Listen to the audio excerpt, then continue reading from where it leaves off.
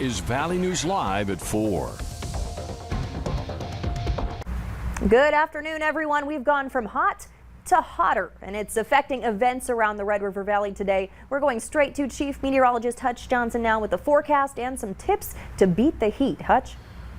All right, Stacy, thank you so very much. It is indeed hot out there. Morehead's airport hitting close to 100 already today, as records will be falling over the next couple of days, Friday and Saturday. First alert weather days. We are going to experience the heat. In fact, look at this. We can see the hot weather in the 90s from Grand Forks and Fargo out to the west, where Bismarck is at 98.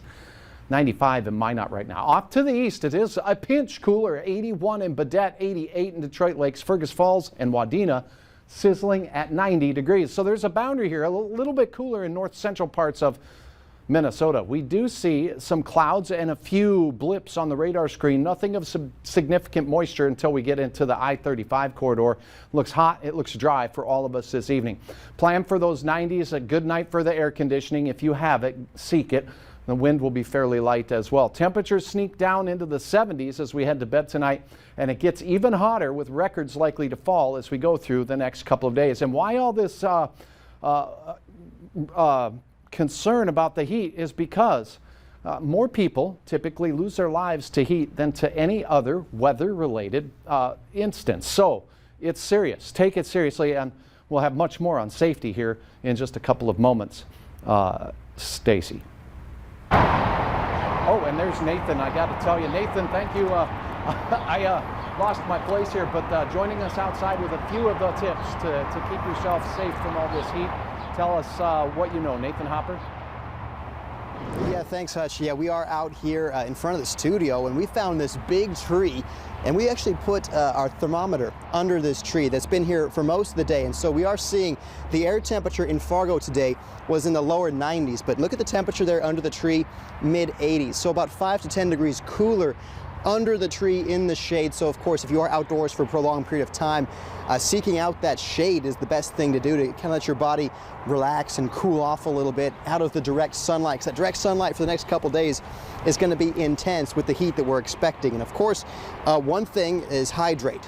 Drink. If you think you're drinking too much water on a hot day like these next couple days, it's not enough water. So get one of those big water bottles and just keep that water flowing. And of course, one of the best things to do to stay cool, if you can seek out a pool, or of course seek out the old the yard sprinkler. That's the way to do it, to stay cool, keep that body temperature down. Of course, this is a great thing for the kids to do also, is to have them enjoy the hot weather while also being able to stay cool, of course, in these temperatures. Now, of course, coming up at 5, we'll talk about some more tips to keep you safe in the next couple days where the heat will be excessive.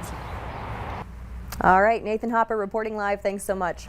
The extreme heat forcing the North Dakota girls soccer tournament to change game times in an effort to keep fans and players out of peak temperatures. Tomorrow's semifinal games are now at 6:45 and 8:45 p.m.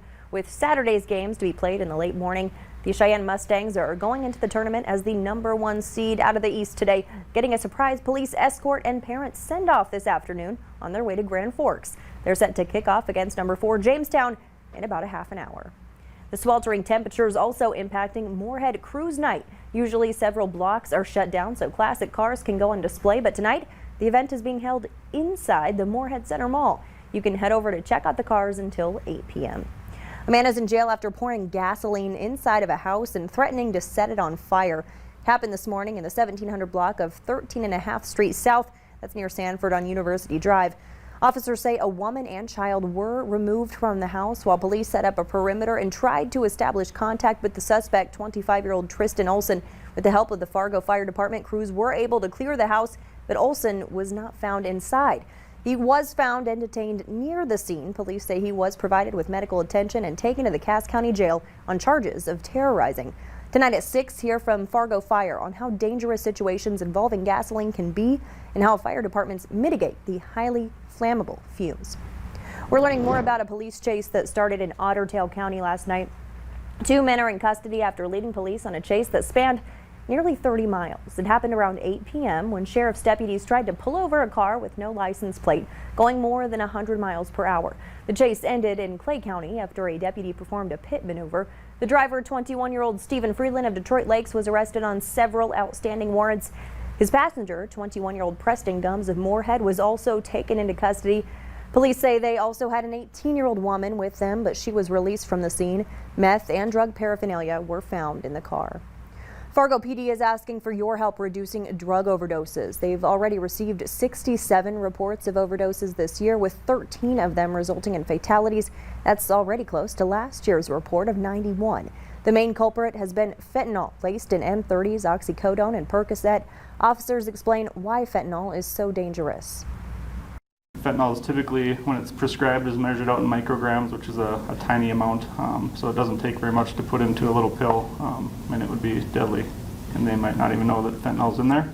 If they just think it's a Percocet or oxycodone, obviously that's not as potent as fentanyl is, so that's why we're seeing the overdoses and deaths related to it. If you suspect illegal drug activity in your neighborhood, call the FPD Narcotics Unit at 701-241-1405. A Grand Forks man is in hot water today after he was caught on camera breaking into someone's backyard and going for a dip in the hot tub. It happened Sunday just before 4 a.m. in the neighborhood behind Paradiso Mexican Restaurant near the 900 block of South 12th Street. The homeowner tells Valley News Live their hot tub filter was broken and the hose was ripped out and thrown into the yard. The man was also banging on the patio door trying to get inside the home. A report has been made with Grand Forks police, but no one has been arrested. If you have any information, give police a call. A sprawling memorial in Minneapolis at the corner of where George Floyd was killed is being dismantled. Today, workers started carefully removing the flowers, banners, and artwork from the area dubbed George Floyd Square. A group contracted by the city with members from the neighborhood is keeping watch to de-escalate any tensions that may arise from dismantling the site. Mayor Jacob Fry says he favors a, quote, phased reopening of the area. He says he's heard from many residents and businesses in the neighborhood who are frustrated that it's been completely closed for nearly a year. But residents say they had no idea this was happening. Actually, I got up to do my morning yoga and was changing laundry, and I looked out the window and I saw everything, and I just was like, Andy, to my husband, I'm like, I think you need to get up. And he went out there and I called him and said what's going on, and so they're tearing it all down. What will remain, according to officials, is a several-foot-tall fist sculpture in the middle of the intersection. A federal judge weighs in on a fight over fireworks at Mount Rushmore. The judge denying a bid from South Dakota's governor to force the National Park Service to allow the state to shoot fireworks from the monument this July 4th. The National Park Service is citing health and safety concerns along with objections from local Native American tribes in denying the request. The governor now suing the Department of Interior, fighting to get the fireworks. She says her legal team will appeal the judge's, quote, incorrect decision. You can walk in and get a COVID vaccine in Morehead, no appointment necessary. Clay County Public Health is holding a walk-in vaccine clinic tomorrow. It's at the Family Service Center located at 715 North 11th Street. It runs from 9 a.m. to 1 p.m. The health department says all 3 vaccines will be available, including the single-shot Johnson & Johnson. The Morehead Public Library is hosting outdoor story times for kids. The first one was this morning. Kids got to hear a story, sing songs, and do crafts. Each free event is centered around a theme. If you missed out today, you can catch the next one Thursday at 10:30 a.m. Starting on June 15th, the outdoor story times will also be held on Tuesdays at 6:30 p.m. This will go on every week through August. And oh dear, take a look at this. Roseau Elementary School had a visitor today. A deer crashed through the window of the nurse's office. It was all caught on a hallway security camera. The school district says everyone helped with cleanup, and it was an exciting way to end the 2021 school year.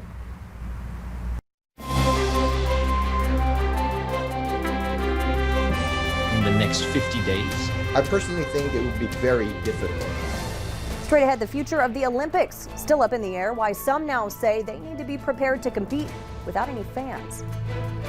Mid-90s in Fargo, Morehead today, 90 in Fergus Falls. Record-breaking heat is on the way. Records in Fargo, 95 degrees for both Friday and Saturday. We should smash those records. Your forecast is next.